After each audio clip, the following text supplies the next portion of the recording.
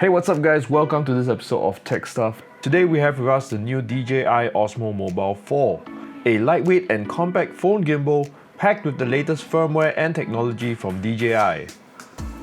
In this video, we'll go through the newest features, the latest creative functions, and some of my personal thoughts on this new gimbal. So they've made 3 versions of this mobile gimbal: the Osmo Mobile, the original, Osmo Mobile 2, 3, and then now we have Osmo Mobile 4.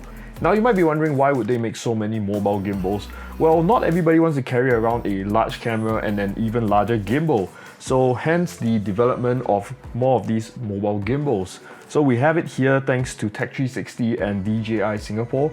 And it's not much of an unboxing. I've already taken it out to try, but I just want to show you guys what's inside the box.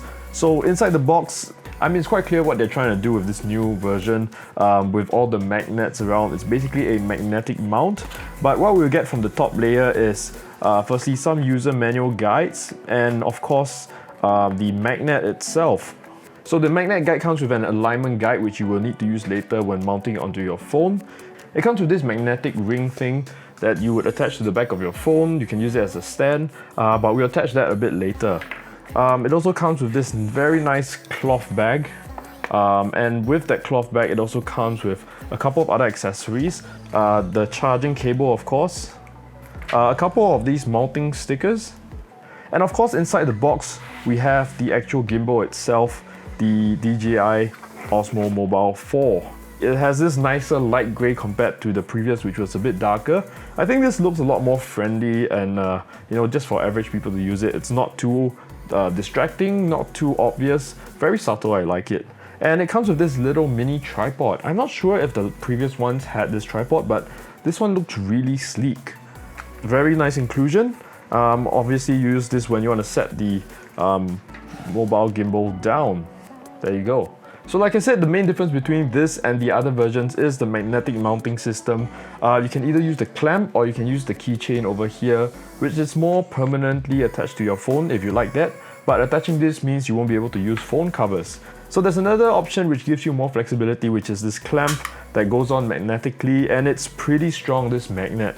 So the good thing about this magnet is that it has an alignment guide, which means there's a certain orientation to how you would mount this on here. If you get it wrong, it just won't stay on like so, if you can see it over here. So you gotta get it aligned the right way. There we go. And it will kind of click into place so that you know that the phone is in the right orientation. So similarly to the previous models, this gimbal also folds down like so. Once you take out the tripod, it's actually pretty compact and very easy to keep in your bag. Especially with the soft case, it fits right in. I'll just put it in for a sec.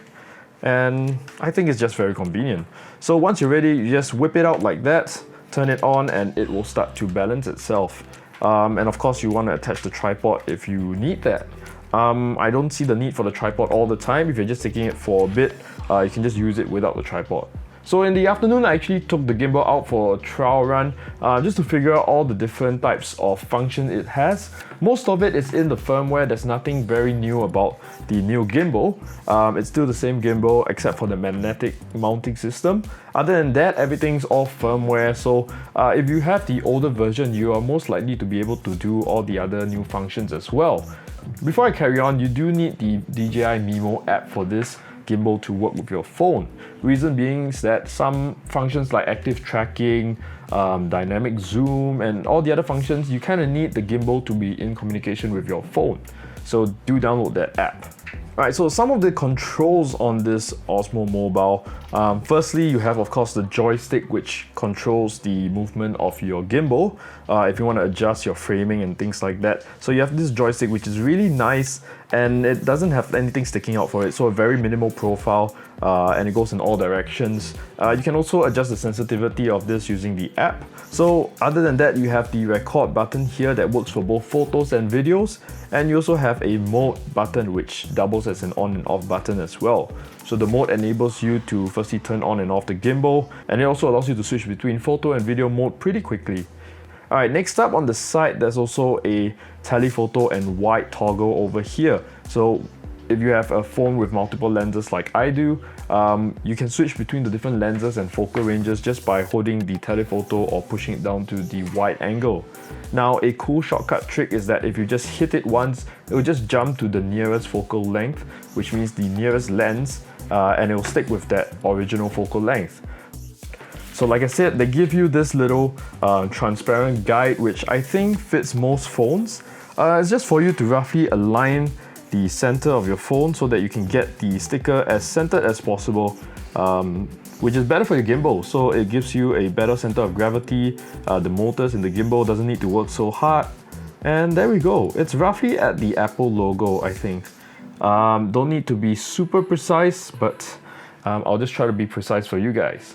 Alright, so here we have the keyring, and I'm gonna just go ahead and peel off this little sticker. There we go.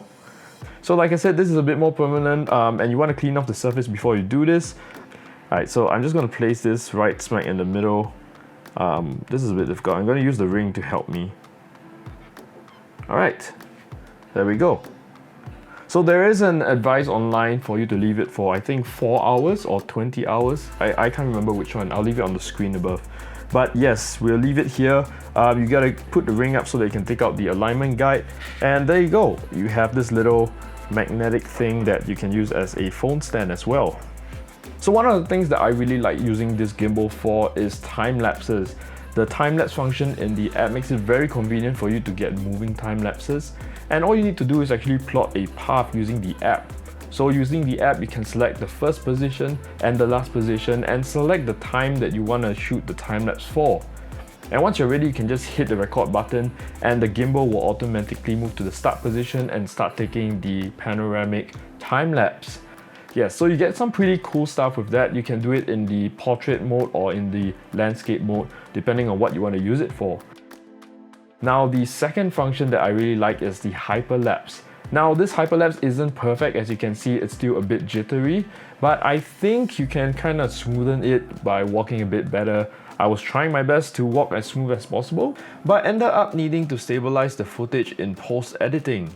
As you can see, the difference from the original versus the edited clip is pretty obvious, and to me, footage from a phone gimbal shouldn't need to go through this much editing. But I did have some fun with it. It really kept the subject tracking right in the middle, so that was a good thing. So one of the very creative features that came out with this new gimbal from the app was this thing called a dynamic zoom mode. Basically, it's something that mimics a dolly zoom kind of movement of your camera. You might have seen some of these shots used in Hollywood films just to dramatize some very intense scenes. Basically, how this works is that once you're in the dynamic zoom mode, you can select whether you are moving away or towards your subject. And what this allows the camera to do is to do the reverse of your movement, which means if you are moving in, the camera will zoom out, creating this very cool effect. And vice versa, if you're going to move out, the camera is going to start to zoom in. Now, this feature is a bit gimmicky, I feel. It works sometimes. I was having trouble with it. The resolution wasn't really great, but it's a great way to add some creativity to your shots if you want to play around with that. So I did record some sample footages of me walking around the mall, just doing some usual things. And to be honest, I found it a bit difficult to control this. Every movement was slightly exaggerated. The footage was smooth, but it was just difficult for me to control. Maybe I need a bit more practice. But that being said, there is no denying that this is an incredibly convenient solution if you want to get some smooth looking footage from your camera. I think this is pretty affordable, it's not too expensive, and definitely if you're someone who wants to travel light on a holiday, this is something great to have in your bag and you can just film straight out of your mobile phone. And the one thing I do have to say that I really like about this is definitely the magnetic mount. Yes, it does seem like a very copying Apple kind of thing, but honestly, the last time that I used a mobile gimbal, it was just a hassle to use the clamps to put on and off your phone. This way, even if I'm using a magnetic clamp, I can still take it off and put it straight into my pocket. Alright, so just some final thoughts. Mobile gimbals, definitely something that's hit or a miss. It's either something you want or you don't want. For myself, I don't usually film on my mobile phone. I usually do it with my mirrorless cameras. But that being said, if I did have one of these, I think I would use my mobile phone a lot more to film videos. Alright, so I hope this has been informative and helpful for you guys. If you want to check out more of these information of this gimbal, do visit the DJI website. A big thank you to Tech360 again and DJI Singapore for lending this to me. It's been really fun, and I hope you guys have enjoyed this video. Give it a like if you liked it, subscribe if you haven't, and I'll see you guys in the next one.